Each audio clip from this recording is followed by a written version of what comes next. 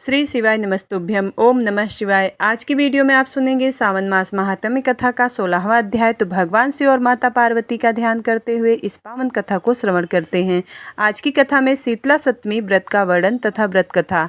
भगवान शिव बोले, हे सनत कुमार, अब मैं शीतला सप्तमी व्रत को कहूँगा। श्रावण मास में शुक्ल पक्ष की सप्तमी तिथि को यह व्रत करना चाहिए। सबसे पहले दीवार पर वापी का आकार बनाकर अनशरीरी संज्ञक दिव्य रूप वाले 7 जल देवताओं को, 2 बालकों को युक्त पुरुष संज्ञक नारी, 1 घोड़ा, 1 वृषभ तथा नर वाहन सहित 1 पालकी भी उस पर बना दे। इसके बाद 16 उपचारों से 7 जल देवताओं की पूजा होनी चाहिए। इस व्रत के साधन ने ककड़ी और दधी ओदन का नैवेद्य अर्पित करना चाहिए। इसके बाद नैवेद्य के पदार्थों में से ब्राह्मण को वायन देना चाहिए। इस प्रकार 7 वर्ष तक इस व्रत को करने के बाद उद्यापन करना चाहिए। इस व्रत में प्रत्येक वर्ष 7 सुवासिनों को भोजन कराना चाहिए। जल देवता की प्रतिमाएं एक सुवर्ण पात्र में रखकर बालकों सहित एक दिन पहले सायंकाल में ही भक्ति पूर्वक उनकी पूजा करनी चाहिए। प्रातःकाल पहले ग्रह होम करके देवताओं के निमित्त चरु से होम करना चाहिए। जिसने पहले इस व्रत को किया है और उसे जो फल प्राप्त हुआ है उसे आप सुने। सौराष्ट्र देश में शोभन नामक एक नगर था। उसमें सभी धर्मों के प्रति निष्ठा रखने वाला एक साहूकार रहता था। उसने जल रहित एक अत्यंत निर्जन वन में बहुत पैसा खर्च करके शुभ तथा मनोहर सीढ़ियों से युक्त पशुओं को जल पिलाने के लिए सरलता से उतरने योग्य, चढ़ने योग्य, दृढ़ पत्थरों से बंधी हुई तथा लंबे समय तक टिकने वाला एक बावली बनवाई। उस बावली के चारों ओर थके राहगीरों के विश्राम के लिए अनेक प्रकार के वृक्षों को शोभायमान कर एक बाग लगवाया। लेकिन वह बावली सूखी ही रह गई और उसमें एक बूंद पानी नहीं आया। साहूकार सोचने लगा कि मेरा प्रयास व्यर्थ हो गया और व्यर्थ ही धन खर्च किया। इसी चिंता में विचार करता हुआ वह साहूकार रात में वहीं पर सो गया। तब रात्रि में उसके स्वप्न में जल देवता आए और उन्होंने कहा कि हे धनद, जल के आने का उपाय तुम सुनो। यदि तुम हम लोगों के लिए आदरपूर्वक अपने पौत्र की बलि दे तो उसी समय तुम्हारी यह बावली जल से भर जाएगी। यह सपना देखकर साहूकार ने सुबह अपने पुत्र को बताया। अब उसके पुत्र का नाम द्रविड था। वह भी धर्म कर्म में आस्था रखने वाला था। वह कहने लगा कि आप मुझे जैसे पुत्र के पिता हैं वैसे ही धर्म का कार्य है। इसमें आपको ज़्यादा विचार ही नहीं करना चाहिए। यह धर्म ही है जो स्थिर रहेगा और पुत्र आदि सब नश्वर हैं। अल्प मूल्य से महान वस्तु प्राप्त हो रही है, अतः यह क्रय अति दुर्लभ है। इसमें लाभ ही लाभ है। सितांशु और चंडांशु ये 2 मेरे पुत्र हैं। इनमें से सितांशु नामक जो ज्येष्ठ पुत्र है उसकी बलि बिना कुछ विचारे हुए आप दे। अब लेकिन पिताजी, घर की स्त्रियों को यह रहस्य कभी ज्ञात नहीं होना चाहिए। उसका उपाय ये है कि इस समय मेरी पत्नी गर्भ से है और उसका प्रसव काल भी निकट है, जिसके लिए वह अपने पिता के घर जाने वाली है। छोटा पुत्र भी उसके साथ जाएगा। हे तात, उस समय यह कार्य निर्विघ्न रूप से संपन्न हो जाएगा। पुत्र की यह बात सुनकर पिता उस पर अत्यधिक प्रसन्न हुए और बोले कि हे पुत्र, तुम धन्य हो और मैं भी धन्य हूँ जो कि तुम जैसे पुत्र का मैं पिता बना। इसी बीच सुशीला के घर से उसके पिता का बुलावा आ गया और वह जाने लगी। तब उसके ससुर तथा पति ने कहा कि यह ज्येष्ठ पुत्र हमारे पास ही रहेगा, तुम इस छोटे पुत्र को ले जाओ। इस पर उसने ऐसा ही किया। अब उसके चले जाने के बाद पिता पुत्र ने उस बालक के शरीर में तेल का लेप किया और अच्छी प्रकार से स्नान कराकर सुंदर वस्त्र आभूषण से अलंकृत करके पूर्व आषाढ़ा तथा शतभिषा नक्षत्र में उसे प्रसन्नता पूर्वक बावली के तट पर खड़ा किया और कहा कि बावली के जल देवता, इस बालक के बलिदान से आप प्रसन्न हो। उसी समय वह बावली अमृत तुल्य जल से भर गई। वे दोनों पिता पुत्र शोक व हर्ष से युक्त होकर घर की ओर चल गए।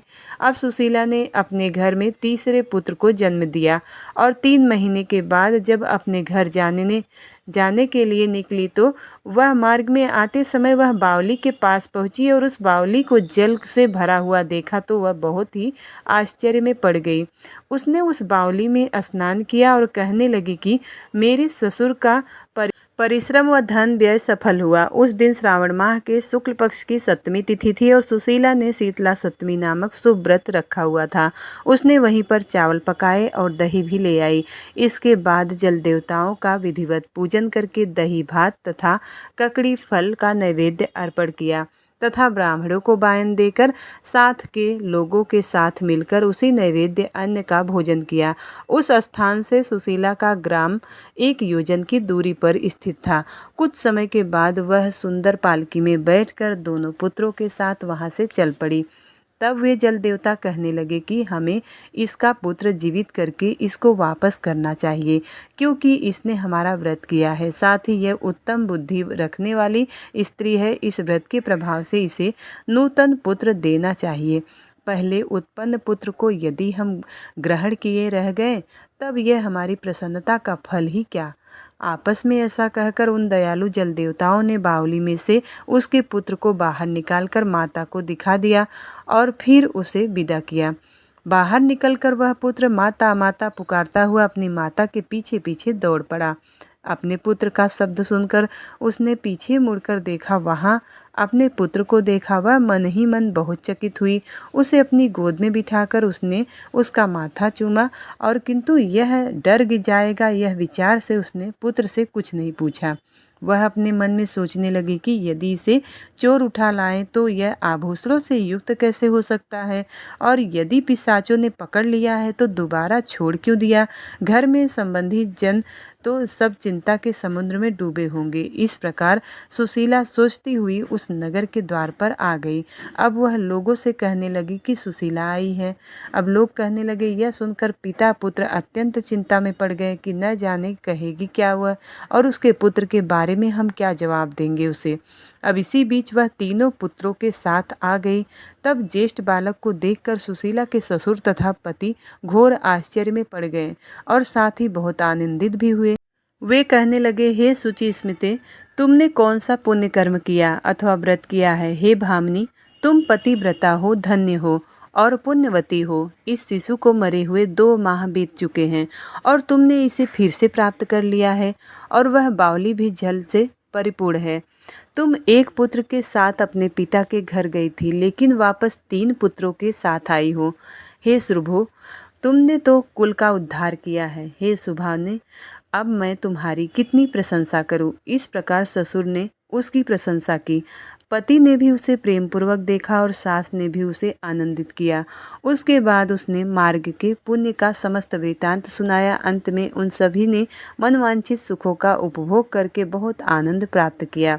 हे वत्स, मैंने इस शीतला सप्तमी व्रत को आपसे कह दिया है।